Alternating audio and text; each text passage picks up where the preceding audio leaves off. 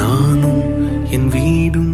దేవుని బిడ్డారా, దేవునితో ఒంటరిగా సమయం గడుపుతున్నప్పుడు దేవుని వాక్యం ధ్యానించడం చాలా ప్రాముఖ్యం. ఈ వాక్యము నా పాదములకు దీపము, నా త్రోవకు వెలుగై ఉన్నదని చెప్పిన ప్రకారము దేవుని వాక్యం ధ్యానించడం చాలా ప్రాముఖ్యము. దేవుని వాక్యం ధ్యానించినప్పుడు ఈ 4 విషయాలు చాలా జాగ్రత్తగా మనము చూసుకుందాం. దేవుని వాక్యము శ్రద్ధగా ధ్యానించడం. దేవుని మాటలు మీ జీవితంలో వాక్యము ద్వారా మీ హృదయాలు తాకుతాయి. ఆ వాక్యం రాసుకుందాం. దేవుని గుణాలని ఒక్కసారి గుర్తిద్దాం. ఆ చదివిన వాక్యంలో దేవుని ప్రేమను, దేవుని మహిమను, దేవుని శక్తిని, దేవుని క్షమించే గుణముని మనం చూసినట్లయితే ఒక్కసారి అవి తలంచుకుని దేవుని స్తుతిద్దాం. వాక్యం బట్టి మన జీవితము ఎలాగ ఆత్మీయంగా అభివృద్ధి పొందుతుందో ఒక్కసారి పరీక్షించుకుందాం. దేవుల్లో ఇంకా బలముగా పెరగడానికి దేవుడు వాక్యం నీకు చూపించాడని గుర్తుపెట్టుకుందాం. ఆ వచనం ద్వారా నాతో మాట్లాడినందుకు నీకు వందనాలను చెల్లిస్తూ అటు విధంగా నా జీవితం మార్చమని దేవుడిని అడుగుదాం. దేవుడి మాటలు దీవించును గాక.